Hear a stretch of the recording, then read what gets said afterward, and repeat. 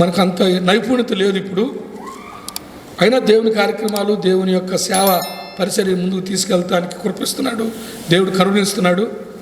అర్థం చేసుకోండి దేవుడి బిడ్డలారా. యోహాను సువార్త నేను తీసుకున్న వాక్యం మీకు పంచుకుంటాను దేవుడి బిడ్డలారా. పరిశుద్ధాత్మ దేవుడు ప్రార్థన చేసినప్పుడు ఇచ్చిన వాక్యం చూద్దాం, చూడండి.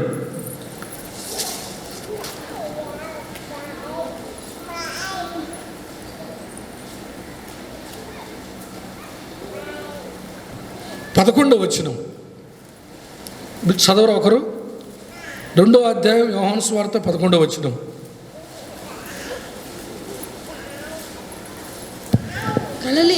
గలిలయలోని కానాలో యేసు మొదట సుక్రీను చేసి తన మహిమను బయలుపరచెను. అందువలన ఆయన శిష్యులు ఆయన ఎందుకు విశ్వాసం ఉంచిరి. చాలు, విశ్వాసం ఉంచిరి. ఎంతమంది యేసు ప్రభువుని నమ్ముచున్నారు? ఎంతమంది నమ్ముచున్నారు? ఇందాక ఏప్రిల్ రాసిన పత్రికలు ఏముంది? అది ఒకసారి చదవా, ఊరికే చూద్దాం.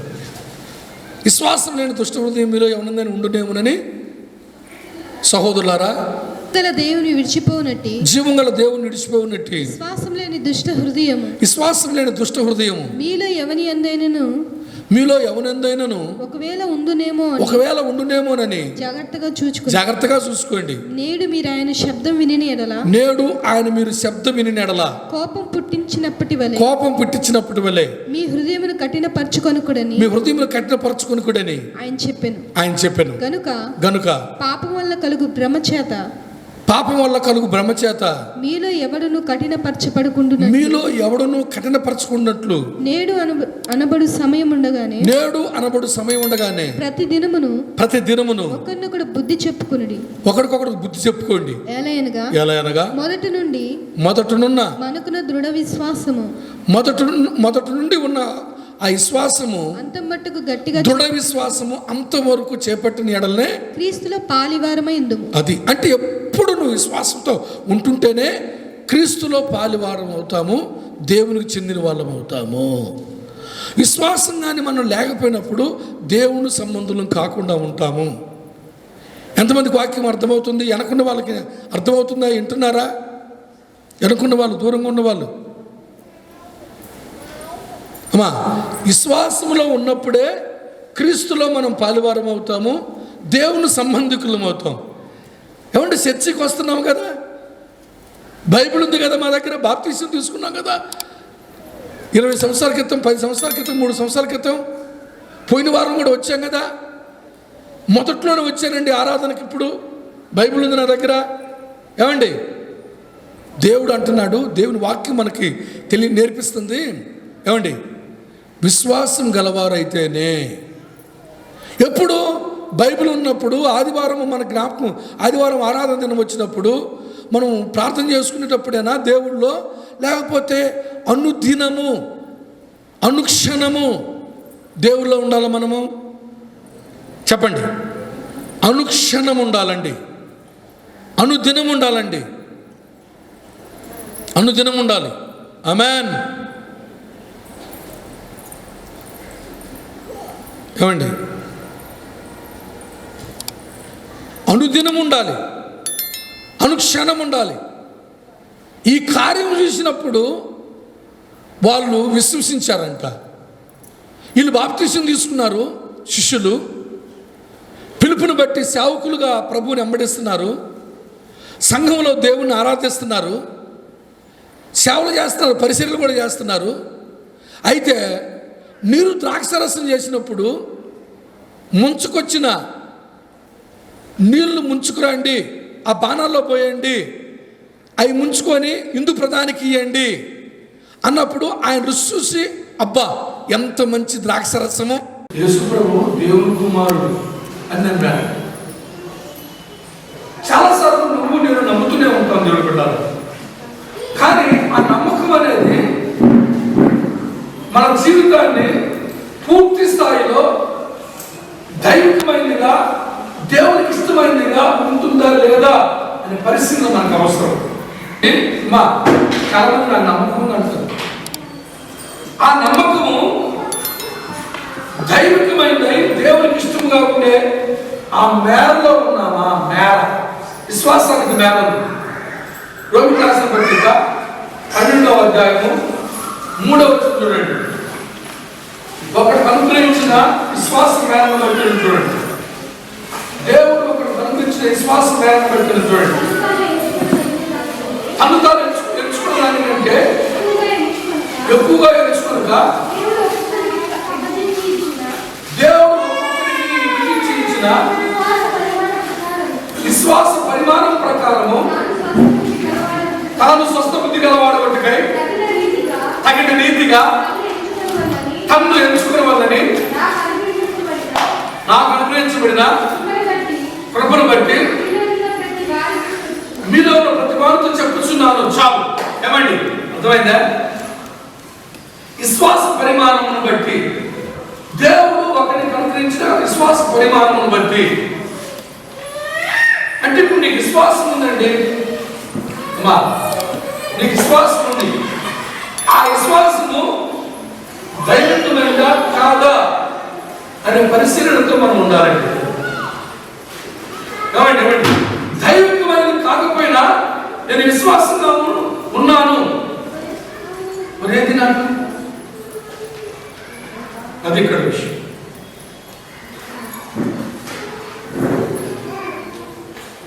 ఇప్పుడు మనం సపోజ్ మనం ఆ పెళ్లి కుమారుడు బాగుడా నువ్వు దేవుని కుమారుడు నమ్ముచున్నాను, మరి నాకు ఉన్నట్టుగా ఉండి పెళ్లి కార్యక్రమంలో నేను అక్కడికి ఇక్కడికి వెళ్ళి ఈ ద్రాక్షరసం సమకూర్చి తెచ్చుకోకుండా కాయము నాకు ఏడదయ్యా, నువ్వు బాగుడివి దేవుని కుమారుడు నమ్ముచున్నాను, నువ్వే ఎవరు చేయని అడగలేదండి. అసలు ఆ ప్రస్తావన లేదు. యేసు ప్రభు వారు వడ్డం చేసే ఆ బాధ్యతను ఆ పెళ్లి కార్యక్రమం కలిగి ఉన్నాడు. అప్పుడు పెళ్లి కుమారుడు దగ్గరికి వెళ్ళి నేను మరి వడ్డం చేస్తా ఉన్నప్పుడు మేము మా టీం వాళ్ళం అయిపోయిందని చెప్పేసి చెప్పిన విషయం లేదు. యేసు ప్రభు వారు ఆ లోటుని సరిచేయటానికి లోటుని సరిచేయటానికి ఆయన జోక్యం చేసుకొని నీళ్లు తీసుకొచ్చి బాణంలో పోయింది. ఆ బాణం నీళ్ళు తీసుకెళ్ళి హిందూ ప్రధానికి చెప్పినప్పుడు ఇక్కడ ఈ విషయం జరిగినప్పుడు శిష్యులు ఈ సంభవంతో చూసి హిందూ ప్రధాని ఎప్పుడైతే ఎంత మాధుర్యంగా ఉన్నాయి, జబ్బులు లేకుండా ఎంత మంచిది ద్రాక్షరసం ఉంచుకున్నావు, ఘనంగా చేసుకుంటున్నావు ఈ పెళ్లి నువ్వు ఎప్పుడైతే ప్రశంసించాడో అప్పుడు అరే ఈయన మనం నీళ్లు గారు తీసుకెళ్ళింది ద్రాక్షరసం అంటున్నాడు హిందూ ప్రధాని, ఆ పెళ్లి కుమారుడిని ప్రశంసిస్తూ గర్వపరుస్తున్నాడు ఈ కార్యక్రమాన్ని, ఈ పెళ్లిని. ఎంత అద్భుతం! దేవుడి పిల్లలారా, దేవుడికి మహిమ కలుగును గాక. యేసు ప్రభు వారు ఏమండి ఆ పెళ్లి కుమారుడు అలకపోయిన చేసిన ఈ తరుణం ఏంటి? బైబిల్లో రాయబడింది. ఏమండి, కీర్తన గ్రంథం చూడండి. కీర్తన గ్రంథం ఈ బైబిల్ తీయండి. కీర్తన గ్రంథం. యెహోవా నా ప్రార్థన ఆలకింపుము, నా విన్నపములకు చెవియొక్కుము. నీ విశ్వాసతను బట్టి నీ నీతిని బట్టి నాకు ఉత్తరమిమ్ము. చాలు. ఏమండి, దేవుడు ఏమండి జవాబు ఇవ్వాలని ప్రార్థన చేసినప్పుడు కీర్తనకారుడు అయ్యా నేను నమ్ముచున్నాను అని చెప్పట్లా, నేను మంచివాడిని అని చెప్పట్లా, దేవుడి దగ్గర అవి కనపరుచుకోవట్లా. ఏమంటున్నాడు? నీ విశ్వాసతను బట్టి అని అంటున్నాడు. ఇంకొకటి ఏమంటున్నాడు?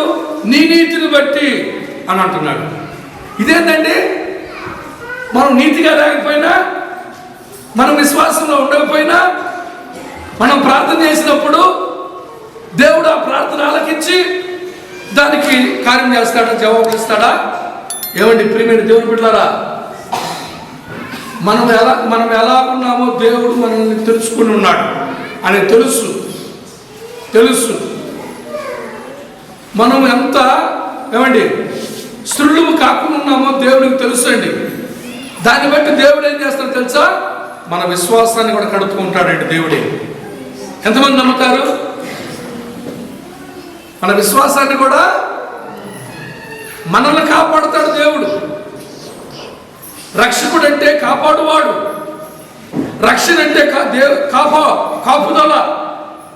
ఏమండి, మరి యేసు ప్రభువుని నమ్మినప్పుడు కేవలం మనం ఒక మతపరమైన వ్యక్తులుగా ఆయనలో మనం ఉండేది కాకుండా, దేవుడు బిడ్డలారా, ఒక మతం కాకుండా లేదా దేవుని మార్గంలో మనం నడవటానికి కావాల్సిన విశ్వాసం కూడా దేవుడు ఇస్తుంటాడు. ఇది మనం ఎరిగినప్పుడు కృతజ్ఞులం అవుతాం దేవునికి. ద్వితీయోపదేశ కాండంలో దేవుడు పాత నిబంధనల కాలంలో అక్కడ కూడా అన్నాడు, ఏమన్నాడు?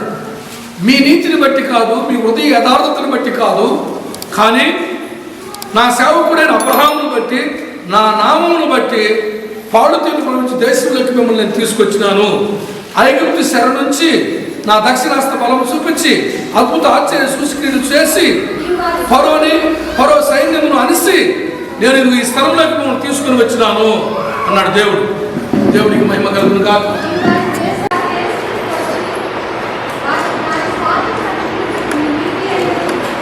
నీవు వారి దేశంలోకి వచ్చి దాన్ని స్వాధీనపరుచుకున్నటకు నీ నీతి అయినను నీ హృదయ యథార్థతను హేతువు కాదు.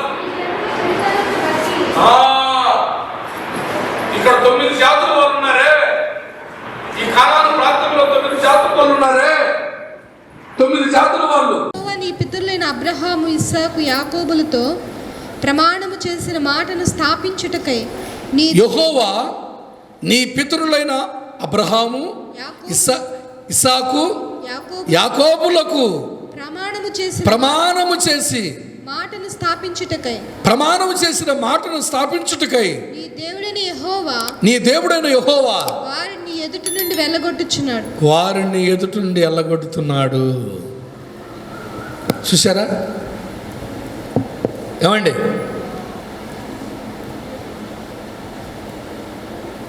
మొదటున్న విశ్వాసం అంతవరకు, ఆ దృఢమైన విశ్వాసం మీరు చేపడితేనే క్రీస్తులో మీరు పాలువారు అవుతారు, లేకపోతే మీరు ఎడవబడిన వాళ్ళు అవుతారు అనండి.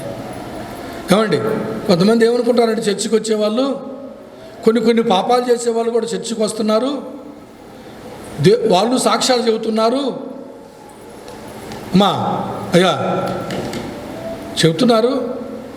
మనం కూడా అంత నిక్కచ్చుగా ఏమి ఉండాల్సిన విషయం ఉంది. మనము చర్చికి వచ్చే వాళ్ళము విశ్వాసం ఉంటున్నాము, మరి మనమేం తప్పు చేయట్లేదుగా అని ఈ వారం చర్చికి బాగుపోతే ఏమిలే, ఈ ఆరాధనకు బాగుపోతే ఏమిలే. ఏమండి, దేవుడు తెలియదేముంది?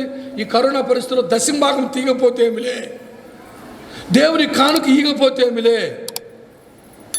ఎంతమంది చర్చిని మర్చిపోయి, దైవజనుల్ని వదిలేసి, దేవుణ్ణి మర్చిపోయి, దేవుని విశ్వాసం వదిలేసి, దేవుని క్రమాలను వదిలేసి, వాళ్ళ జ్ఞాపకం వచ్చినప్పుడు, వాళ్ళకి అవసరమైనప్పుడు, వాళ్ళకున్న అనుకూలతలో దేవుని జ్ఞాపకం చేసుకునే వాళ్ళు ఎంతమంది అండి? వాళ్ళకున్న అనుకూలతలోనే. నిన్న ఒకళ్ళు నాకు ఫోన్ చేసి, పాస్టర్ గారు బాగున్నారని అడిగారు. బాగున్నాను. మీరు బాగున్నారన్నాడు. బాగున్నాను. పాస్టర్ గారు చర్చి పెడుతున్నారని. చర్చి పెడుతున్నాను. ఎప్పటి నుంచి పెడుతున్నాను? 2 వారాల నుంచి పెడుతున్నాను. వచ్చే వారం ఉందా? ఉంది. మళ్ళీ అడగాలన్నాను. ఉంది. మరి ఏమన్నా, మరి మేము రావాలి అంటే మీకు వీలు పెడతారు, రండి మీరు కూడా అన్నాను. అప్పుడు దానికి వాళ్ళు వెంటనే ఎలాంటి నెపం ఎలాగ నెపంలోకి వెళ్ళిపోయారు తెలుసా? ఫలానా టైం వరకే బస్సులు తిరుగుతున్నాయి, ఫలానా టైం వరకే ఏమండి, ఫలానా టైం వరకే ఆటోలు తిరుగుతున్నాయి అన్నాడు. ఈరోజు 6 గంటల నుంచి 6 గంటల వరకు నిర్ణయించారు. అది వార్తల్లో అప్పుడే వచ్చేసింది కూడా. ఈరోజు వాళ్ళు మందిరంలో ఉండొచ్చు, దేవుని సన్నిధిలో ఉండొచ్చు, కానీ శ్రద్ధ లేదు వాళ్ళకి. హలో, ఎవడన్నా ప్రార్థన చేస్తే ఎక్కడున్నావు అంటే నర్సాపేటలో ఉన్నా. నర్సాపేటకు ఎలా వెళ్ళారు? బస్సులో. ఎలా వెళ్ళారు? ఆటోలో. ఎలా వెళ్ళారు? బండి మీద వెళ్ళాను. ఎందుకు వెళ్ళారు? పెళ్లి కార్యక్రమానికి వెళ్ళాను. ఎందుకు వెళ్ళారు? ఇట్లా కొంతమంది ఏమండి ఏదో నిర్బంధించి మనం దేవుడి సందుకు ఒక వ్యక్తిని తీసుకురావాలని కాదు, కానీ మనము ఏమండి దేవుని విశ్వాసంలో ఉన్నామా? ఒక కార్యం జరిగేదానికి జరిగినప్పుడే విశ్వాసులమా? బాప్తీసం తీసుకొని సేవా పిలుపుని బట్టి సేవ చేస్తూ ప్రభువారితో ఉంటూనే ఈ కార్యం జరిగినప్పుడు దేవుని కుమారుడిని విశ్వసించారంటండి. యేసు ప్రభువారు ఏమండి లూకాసు వార్తలో చూడండి, లూకాసు వార్త చూడండి, త్వరగా వెళ్దాం, త్వరగా లూకాసు వార్త అండి. యేసు ప్రభువారు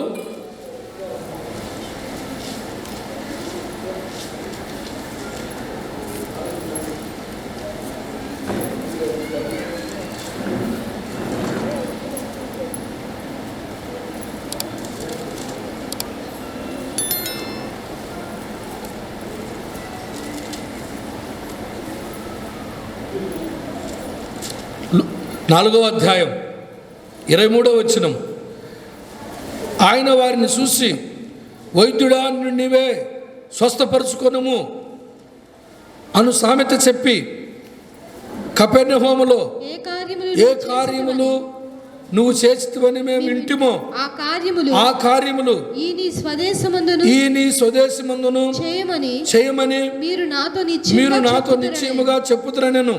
మరియు ఆయన ఏ ప్రవక్తయు స్వదేశమందు హితుడు కాడని మీతో నిశ్చయముగా చెప్పుచున్నాను. ఏలియా దినములయందు 3 ఏండ్ల 6 నెలలు ఆకాశం ముయ్యబడి దేశమందంతటను గొప్ప కరువు సంభవించినప్పుడు ఇశ్రాయేలీయులలో అనేక మంది విధవరాలు ఉండినను. ఏలియా సీదోనులోని సారాపతు అను ఊరిలో ఉన్న ఒక విధవరాలు యొద్దకే గాని మరి ఎవరి యొద్దకును పంపబడలేదు. మరియు ప్రవక్త అయిన ఎలీసా కాలమందు ఇశ్రాయేల్లో అనేక కుష్ఠరోగులుండెనను. సిరియా దేశస్థుడైన నయమాను తప్ప మరి ఎవడను శుద్ధి నొందలేదని నేను మీతో నిశ్చయముగా చెప్పుచున్నాను. చాలు. ఇప్పుడు ఈ అద్భుతములు పొందుకుంది దేవుడి దగ్గర నుంచి ఎవరు? అమ్మా, ఈ ఇద్దరు కూడా అన్యులండి. సారాపత్ గ్రామంలో ఉన్న విధవరాలు షునోమిరాలు, సీదోను పట్టణ సంబంధమైన సారాపత్ గ్రామం, ఇది అన్యుల ప్రాంతం అండి. అన్యురాలేమా ఒకటి. రెండోది నయమాను, సిరియా దేశపు సైన్యాధిపతి. ఇతను కూడా అన్యుడండి. ఇశ్రాయేలులో విధవరాలైన వాళ్ళు చాలామంది ఉంటే సారాపత్ గ్రామానికి ఏలియాని ఎందుకు పంపించాడు అని యేసుప్రభు వారు హెచ్చరిక చేస్తున్నాడు, ఎత్తి చూపిస్తున్నాడు. మరి కుష్ఠరోగులు చాలామంది నయమాను కాలంలో ఇశ్రాయేలులో ఉన్నారు కదా, మరి అప్పుడు ఏలియాని ఎందుకు వాడుకోలేదు? ఏమండి, ఏలియాని ఎందుకు వాడుకోలేదు అని అంటున్నాడు. దేవుడు బిడ్డలారా,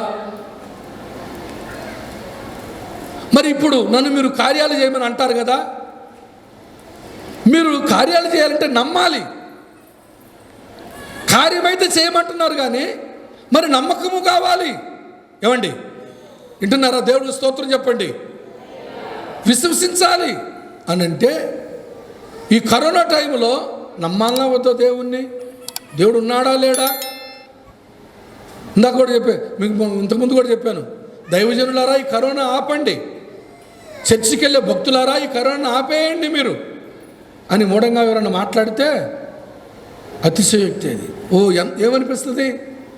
మనకు కూడా ఏమనిపిస్తుంది? అవును కదా, పాస్టర్లకే కరోనా వస్తే, పాస్టర్లే చచ్చిపోతే, మరి చర్చికి వెళ్ళే వాళ్ళకి కరోనా వస్తే వాళ్ళు చచ్చిపోతే ఇంక దేవుని నమ్ముకునేది ఏముంది, ఇంక దేవునిలో విశ్వాసం ఏముంది, ఇంక దేవుని యొక్క భక్తి ఏముంది అని నీరు గారిపోయే వాళ్ళు ఎంతమంది ఉన్నారో, ఎంతమంది ఉంటున్నారో? ఎంత భక్తిగా ఉండేవాడు ఆ పాస్టర్ గారు, ఎంత భక్తిగా సేవ చేసేవాడు, ఎంత భక్తిగా ఉండేది ఆ సహోదరి సహోదరుడు, ఎంత మంచివాళ్ళు అని అనుకుంటున్నప్పుడు దేవుడు బిడ్డలారా, ఈరోజు వాక్యం వింటుంది మనం ఏంటి? దావీదు ఏమన్నాడు? నీ విశ్వాసతను బట్టి, నీ నీతిని బట్టి, నీ నీతిని బట్టి నా ప్రార్థన ఆలకించుము అన్నాడు. ద్వితీయోపదేశకాండంలో దేవుని వాక్యం ఏం చెబుతుంది? మీ నీతిని బట్టి అయినను, మీ హృదయ యథార్థను బట్టి అని కాదు, కానీ ఇక్కడున్న జనుల యొక్క చెడుతనం బట్టి వారిని ఎలగొడుతున్నాను, మిమ్మల్ని నేను ఇక్కడ తీసుకొస్తున్నాను. మీరు నా దృష్టికి మంచి వాళ్ళైనంత మాత్రం అందుకని కాదు. అబ్రహాముకి నేను ప్రమాణం చేశాను, ఆ మాటను బట్టి నేను ఇది నెరవేరుస్తున్నాను. నా నామమును బట్టి, నా నామం మీకు పెట్టబడి ఉన్నది, నా కరుణ నా కృపను మీకు చూపిస్తున్నాను, అందును బట్టి మీ ప్రార్థనలు ఆలకించి ఈ పాలు తేనెలు ప్రవహించే దేశాన్ని మీకు నేను ఇస్తున్నాను అన్నాడు. అంటే వాళ్ళు పాపంలో ఉన్నారు, పాపంలో మీరు చేసినా కానీ అనే ఇక్కడ ప్రస్తావన కాదండి, అది కాదు. ఎక్కడ విశ్వాసంలో ఉండకుండా పోతారో ఏమండి? అవును కదా. దేవుడు భద్రం చేసేది ఏందో తెలుసా అమ్మా? ఎబ్రికి ఎంతకర్త రాసిన అనుదినము నేడు అని శబ్దం, నేడు అని అమ్మా సమయం ఉండగానే, ఈ దినం రక్షణ దినము, ఇది ప్రార్థన ఆలకించే సమయము. రేపు మనకిలా దేవుడు జరిగిపోయిందని దేవుడు పట్టించుకోడు. దేవుడు ఈ దినమండి సత్యం ఎరిగిన మనం అర్థం చేసుకోవాలి. నిన్నటి దినం మీద తప్పు చేసావు, నువ్వు ఏదో లోపం కలిగి ఉన్నావు, ఇంకా ఆ తప్పును బట్టి నువ్వు శిక్షిస్తాను నిన్నని చెప్పేసి అని, ఇంక నువ్వు నా సన్నిధికి అర్హుడు కాదు, నా ప్రార్థన చేయటానికి లేదు, నిన్ను నమ్మటానికి లేదని నిన్ను శాసించాడు దేవుడు. నిన్న దాన్ని బట్టి ఒకవేళ నువ్వు ఇంకా దాన్ని బట్టి నీకు ప్రతిఫలం వచ్చి నీకేమైనా అయిపోతే దేవుడు దానికి బాధ్యుడు కాదు, నన్ను తీసుకోడు. ఈ దినం ఇంకా ఉన్నావు కాబట్టి నిన్న జరిగిన దానికి ఈరోజు దేవుడు కాడ నిన్నటి దాన్ని తీసుకొచ్చి దేవుడు ఇప్పుడు అన్నాడు నో. లేకపోతే ఈ దినమును నువ్వు ప్రార్థన ఆలకించాలంటే, ఈ దినమును నీ మొర ఆలకించాలంటే, ఈ దినమును నువ్వు రక్షణ పొందాలంటే, నీకున్న రక్షణను నువ్వు కొనసాగించుకునే కృపను కలిగి ఉండాలంటే, దేవుడు బిడ్డలారా నీకు భవిష్యత్తు అవసరం లేదు. భవిష్యత్తులో నువ్వు భవిష్యత్తు కొరకు చూడాల్సిన అవసరం లేదు. ఈ దినమునే దేవుడు నిన్ను అంగీకరిస్తాడు. ఆమేన్. అందుకనే కొంతమంది చెవులు గింగురమంటున్నాయి. క్రైస్తవ్యాన్ని ఎలా అర్థం చేసుకోవాలి, దేవుణ్ణి ఎలా నమ్మాలి? ఇదేమన్నా కల్పన? ఇదేమన్నా అమ్మా, ఇదేమన్నా కల్పన? ఇదేంటి అసలు విషయము? నమ్మే వాళ్ళకి వచ్చింది ఒరిగింది ఏంది, నమ్మని వాళ్ళకి పోగొట్టుకున్నది ఏంటి అని ప్రపంచ దేశాల్లో ఉన్న ప్రజలని అమ్మా చూస్తూ కొంతమంది ఏం చేస్తున్నారో తెలుసా? శ్రద్ధగా భయభక్తులు కలిగి ఏమండి దేవుడికి సేవ చేసే దాన్ని బట్టి, స్వార్థ ప్రకటించే దాన్ని బట్టి, దేవుడికి ఏదైనా సమర్పించుకునే దాన్ని బట్టి, దేవుని పట్ల ఆసక్తి కలిగి క్రమంగా దేవుడి మందిరానికి వచ్చే దాన్ని బట్టి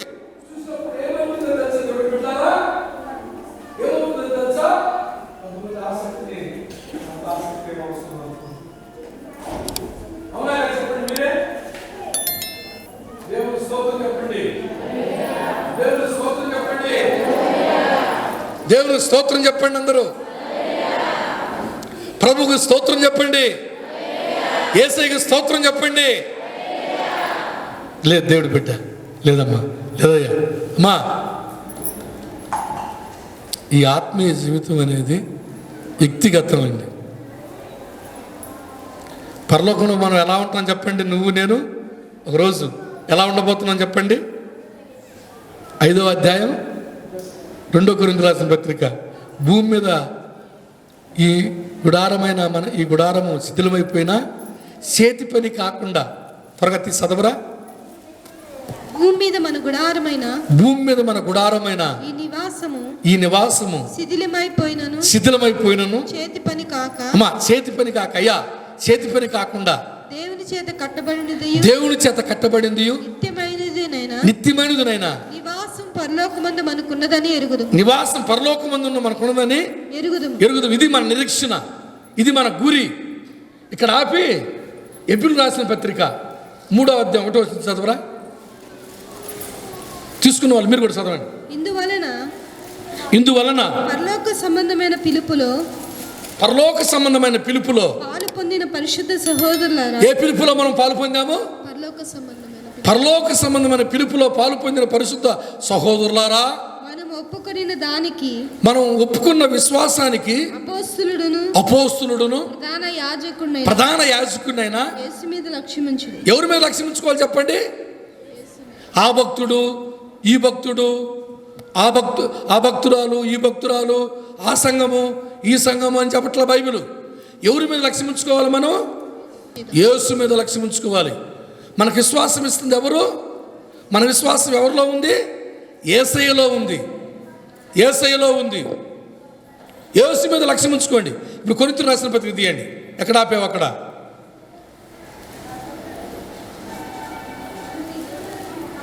మనం దిగంబరులము కాక వస్త్రము ధరించుకునే వారిముగా కనబడుదుము.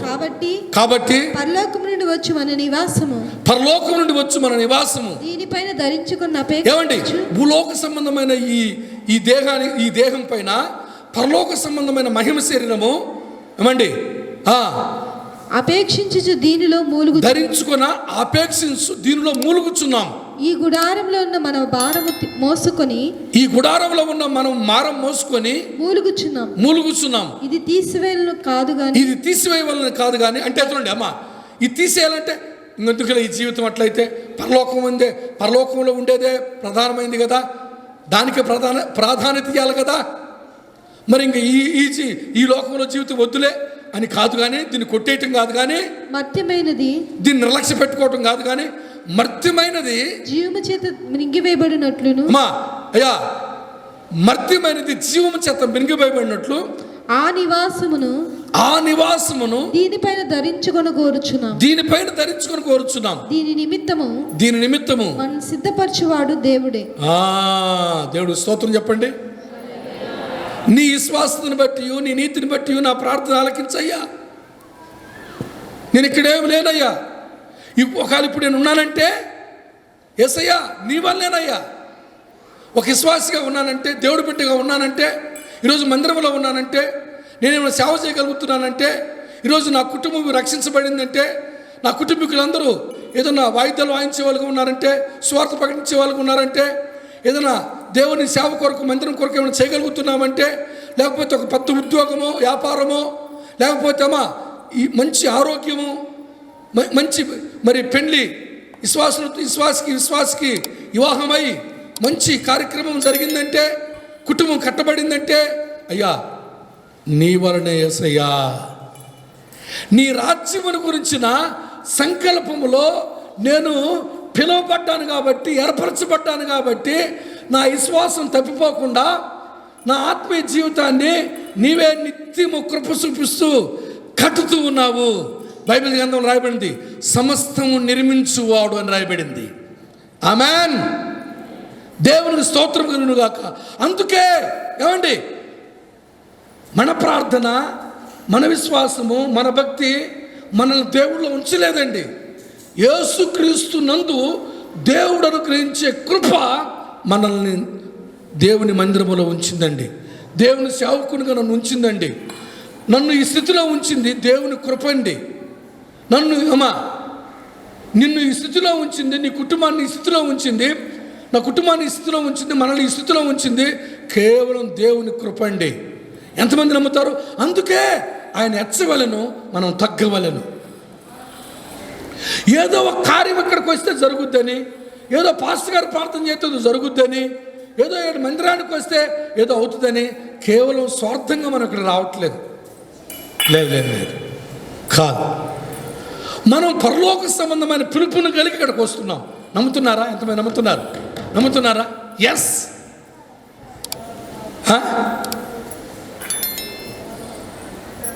దేవుడికి స్తోత్రం కలుగును గాక. దేవుడికి స్తోత్రం కలుగును గాక.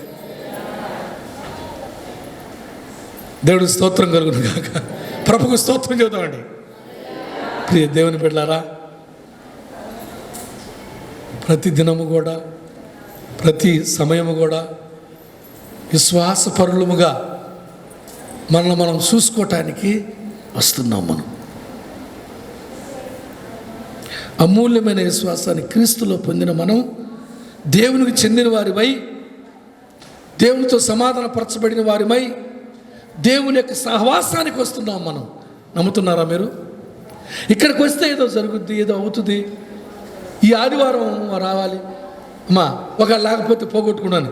యేసు ప్రభువు నమ్మకం ముందు నేను విగ్రహారాధికులుగా ఉన్నప్పుడు, నా కుటుంబం విగ్రహారాధికులుగా ఉన్నప్పుడు అక్కడ వాళ్ళు వీళ్ళు ఏదో పూజలు చేస్తుంటే, వాళ్ళు వీళ్ళు ఏ దేవత గుళ్ళకో ఏ దేవుళ్ళు అనబడి వాళ్ళ గుళ్ళకో వెళ్తుంటే, మనం వెళ్ళాలంటే ఒకవేళ మనం వెళ్ళకపోతే పోగొట్టుకుంటామేమో. ఆ కోరికలు తీర్చే ఆ దేవత కాడికి పోకపోతే, ఆ దేవుడి కాడికి పోతే, ఆ గుడికి పోకపోతే, అమ్మా మన తల ఎంట్రుకలు ఇవ్వకపోతే, మనం వెళ్ళి ఆడ మొక్కకపోతే, ఒక కొబ్బరికాయ కొట్టకపోతే, ఆడికి వెళ్ళి ఏదైనా పూజ చేయకపోతే, ఏదైనా వస్త్రాలు పెట్టకపోతే మనం పోగొట్టుకుంటాం. భయం ఇక్కడ లేదండి. నేను ప్రసంగంలో కూడా చెప్పా, 5 వారాలు చర్చి ఆగింది. ఎవరన్నా లోటు కలిగి ఉన్నారా? దేవుడికి స్తోత్రం చెప్పండి. నేను అందుకనే ఫస్ట్లో కూడా చెప్పింది, నేను మీ కాడికి రాలేకపోయా, మీరు నా కాడికి రాలేకపోయారు, మందిరానికి రాలేదు. అసలు మనం రాకడక ముందు ఇది జరుగుతుందని మనం అనుకున్నావా? ఏమండి, చర్చి తలుపులు మూతపడతాయని మనం అనుకున్నావా? మీరు చెప్పండి. అయ్యా లేదు కదా. మరి ఇలాంటి సమయంలో నీ విశ్వాసాన్ని కడుతుంది ఎవరు? యేసయ్యే. ఎంతమంది నమ్ముతున్నారు?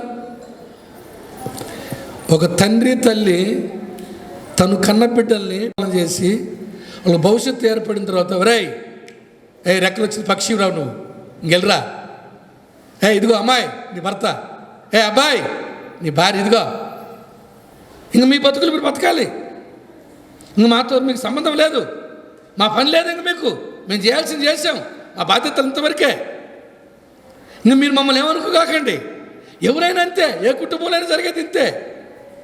ఈ తంతు మనం చూస్తున్నాం. కానీ ఇశ్రాయేల్ కాయవాడు కొనుకొడు నిద్రపోవడం చెప్పిన మన పరమ తండ్రి అయినా దేవుని యొక్క ఈ సహవాసము, సంబంధము అలాంటిది కాదు. నో, నేనెందుకని నీ సొత్తుగా మారితిని యేసయ్యా, నీ రక్తమూసే కడుగబడినందున నీ అనాది ప్రణాళికలో హర్షించెను నా హృదయ సీమ, నీ అనాది ప్రణాళికలో హర్షించెను నా హృదయ సీమ. నేనుండుటే, నాలో నీవుండుటే, ఆత్మీయానుభవమే, పరిశుద్ధాత్మలో అభిషేకముతో పరిపూర్ణత, నీలో నేనుండుటే, నాలో నీవుండుటే, నా ఆత్మీయానుభవమే, పరిశుద్ధాత్ముని అభిషేకముతో నీ పరిపూర్ణత చెందేగా. ఆహా నా ధన్యత, ఓహో నా భాగ్యము, ఏమని వివరింతును, ఏమని వివరింతును. ఆహా నా ధన్యత, ఓహో నా భాగ్యము, ఏమని వివరింతును, ఏమని వివరింతును. నేనెందుకని నీ సొత్తుగా మారితిని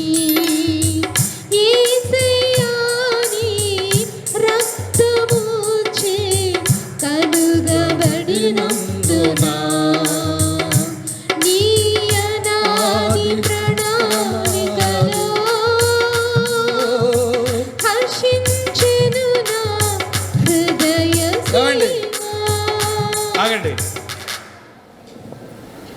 ఇప్పుడు క్రీస్తులో ఉన్న నీ విశ్వాసం ఎప్పుడు వేయబడింది పునాది చెప్పండి? అనాదిలో.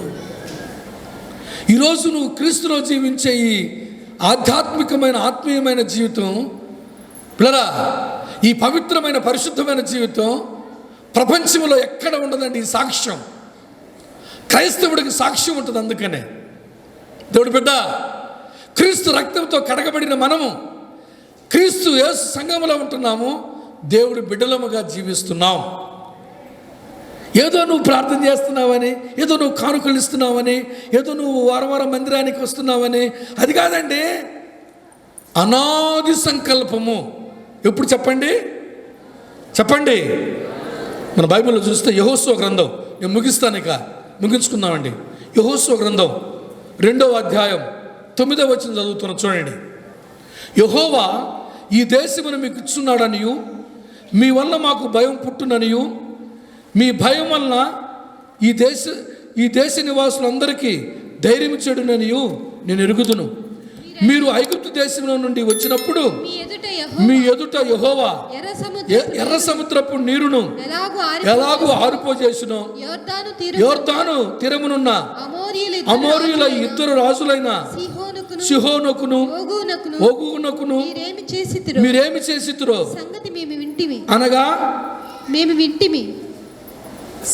అనగా చేసితురో మీరు వారిని ఎలాగూ నిర్మూలం చేసితురో ఆ సంగతి మేము వినినప్పుడు మా గుండెలు కరిగిపోయాను. మీ దేవుడైన యెహోవా పైన ఆకాశమందును క్రింద భూమి యందును దేవుడే. మీ ఎదుట ఎట్టి మనుషునికైనను ధైర్యము ఏమాత్రము ఉండదు. నేను మీకు ఉపకారం చేసిన కనుక మీరును నా తండ్రి ఇంటికి ఉపకారం చేసి నాకు నిజమైన ఆనవాలు ఇచ్చి నా తండ్రియు నా తల్లియు నా అన్నదమ్ములను నా అక్క చెల్లెలను వారు కలిగిన వారందరూ సావకుండా బ్రతుకునిచ్చి రక్షించినట్లుగా దయచేసి యెహోవా తోడని ప్రమాణము చేయడను. మనుషులు ఏమండి? హల్లెలూయా.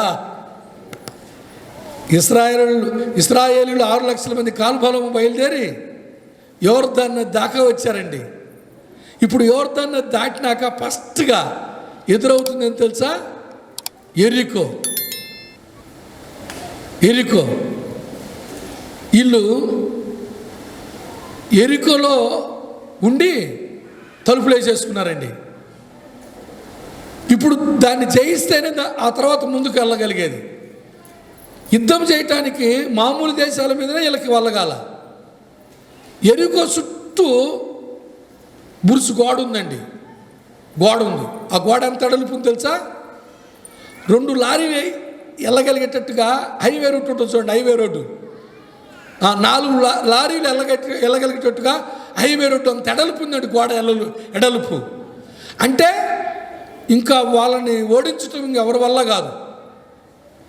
వాళ్ళు లోపల ఉన్నప్పుడు ఇంక వాళ్ళ దగ్గరికి వెళ్ళటానికి వాళ్ళు కాదు. వాళ్ళు వచ్చి ఎప్పుడు దాడి చేస్తారో ఎవరికి తెలియదు. అట్లాంటి పరిస్థితులు ఎదిరించాలంటే ఎవరి వల్ల అయిద్దండి? అప్పుడు దేవుడు జోక్యం చేసుకొని ఏమన్నాడో తెలుసా? మీరు స్తుతించండి, బూర్ల పోదండి, స్తుతించండి, ఆ ఎరికోకు వాళ్ళు కూలిపోతే అని చెప్పాడండి. అంత గొప్ప దేవుడు మన దేవుడు. ఐగుప్తు దేశంలో నుంచి కనానికి వచ్చేటప్పుడు ఈ ప్రయాణ కాలంలో దేవుడు ఏమేమి చేశాడో ఈ దేశంలో ఉన్న వాళ్ళకి తెలిసిందంట.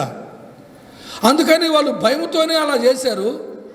ఆ తర్వాత వాళ్ళు తిరిగి దండెత్తి వచ్చినా కానీ నష్టం కలిగి చేస్తారు. ఇది కొంచెం క్రిటికల్గా ఉంది వ్యవహారం. అలాంటప్పుడు దేవుడు పిల్లరా స్తుతి ద్వారా ఆ గోడలను పగలగొట్టి వాళ్ళందరూ కూడా కూల్చేశాడు. పిల్లరా దేవుడు జోక్యం చేసుకున్నాడు ఇల్లు కాకుండా. దానికి ముందు రాహాబు అనే స్త్రీ ఏస్యా దేవుని గొప్పతనం గురించి తెలుసుకుందై నమ్మిందండి. తాను తన ఇంటి వాళ్ళందరూ కూడా రక్షించబడ్డారండి. దేవుడికి మహిమ కలుగును గాక. ఇశ్రాయేలీయులు యోర్దాను దాటలేకపోయారు యెహోషువ కాలేబు తప్ప. యేసు కుటుంబం అయిన వీళ్ళు దేవుని గొప్పతనాన్ని నమ్మి విశ్వసించి రక్షించబడి, పిల్లరా మీకు తెలుసా, రాహాబు అనే స్త్రీ సంతానంలో నుంచే యేసుక్రీస్తు వారు కూడా పుట్టింది దేవుడి బిడ్డలారా. రూతు సంతానంలో నుంచే యేసుప్రభు వారు పుట్టింది దేవుడి బిడ్డలారా. రూతు కూడా మోయాబు స్త్రీ. కొన్ని తరాల వరకు కూడా పరిశుద్ధ సంఘంలో వాళ్ళు చేర్చుకోరు. ఏసిగా ఉంటున్న ఈమె ఈ పరిశుద్ధ సమాజంలో చేర్చబడటానికి ఆమె విశ్వాసమేనండి. అలాంటి వాళ్ళని చేర్చుకోరు, అపవిత్రమైన ఇలాంటి పనులు చేసే వాళ్ళని. అయితే ఈ మారు మనసు పొందిందండి, పాపక్షమణ పొందిందండి, రక్షించబడింది. వీళ్ళ కుటుంబము పరిశుద్ధ సమాజంలో చేర్చబట్టమే కాకుండా వీళ్ళు మళ్ళా వీళ్ళతో సంబంధాలు పెట్టుకొని యేసుప్రభు వారు ఈమె ద్వారా మరి ఈ లోకంలోకి రావటం కూడా ఒక విషయం ఉంది, బైబిల్లో చరిత్ర ఉంది. దేవుడు ఎలాంటి వాళ్ళైనా ఎలా రక్షిస్తున్నాడో చూడండి, ఎలాంటి వాళ్ళకైనా విశ్వాసం ఎలా ఇస్తున్నాడో చూడండి. బైబిల్లో రాయబడింది 15వ అధ్యాయంలో అపోస్తుల కార్యంలో, విశ్వాసం వల్ల వారి హృదయములు కూడా పవిత్రపరచబడి ఉన్నవి అని రాయబడింది.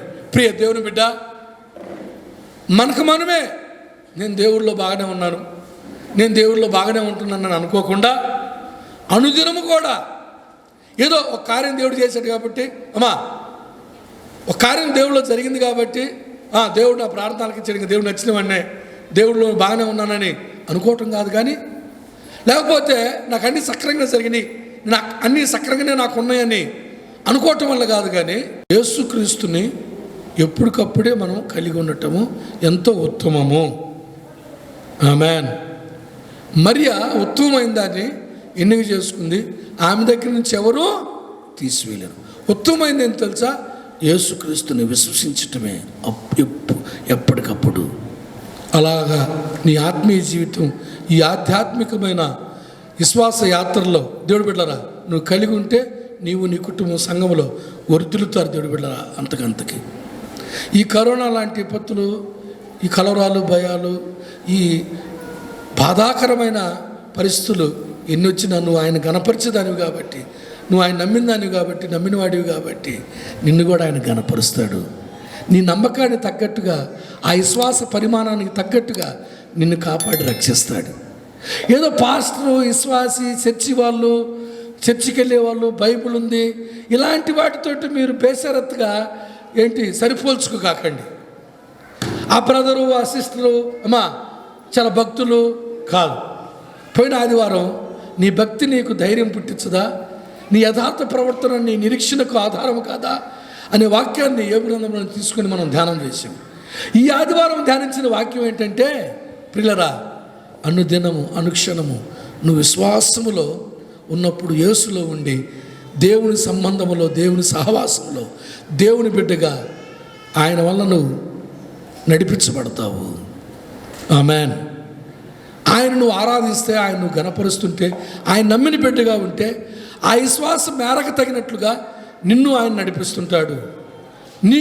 నీకు ఆయన తోడుగా ఉంటాడు, నీకు ఆయన కార్యాలు చేస్తాడు. విశ్వాసం మేరకు తగినట్లుగా చేస్తాడు. కానీ నువ్వు ఎంతో కొంత విశ్వాసం ఉందిలే, ఎంతో కొంత ఆత్మీయ జీవితాన్ని కలిగి ఉండాలని నీకు నువ్వు నిర్ణయాలు తీసుకుంటా, నీకు నువ్వు నడుచుకుంటే కాదు, నీకు నువ్వు ఉంటే కాదు, నాకు అన్నీ బాగానే జరుగుతున్నాయని చెప్పేసి చర్చికి రాకుండా ఉంటే కాదు, లేకపోతే ఏదన్నా కావాల్సి వచ్చినప్పుడు చర్చికి వచ్చి ఆ కార్యాలు పొందుకుంటుంటే అబ్బా దేవుడు నాతోనే ఉన్నాడులే అనుకోవటంలో సరిపోల్చుకోవటం కాదు. ఏమండి, అనుదినం కూడా నువ్వు బైబిల్ చదువుకుంటూ, ప్రార్థన చేసుకుంటూ, పరిశుద్ధుల సహవాసములో దైవజనుల చేత నడిపించబడుతూ, సంఘములో ఏమండి మెలకువగా జాగ్రత్త పడి విశ్వాసంగా పవిత్రంగా ఉంటే ఆ విశ్వాసాన్ని బట్టి దేవుడు నిన్ను ఇప్పుడు ఎన్నడూ వదలడు, ఎన్నడూ నిన్ను ఎడబడు. ఈలోక జీవితం, పరలోక జీవితం ఆశీర్వాదకరమైపోయింది. అట్టి కృప దేవుడు అనుగ్రహించునుగాక, దేవుడు వాక్యం నెరవేర్చునుగాక, దేవుడు తోడయుండి నడిపించునుగాక. ఆమేన్. దేవుడు మిమ్మల్ని ఆశీర్వదించునుగాక. ప్రార్థన చేసుకుందాం. పరిశుద్ధులైన తండ్రి, వందనాలు, స్తోత్రాలు.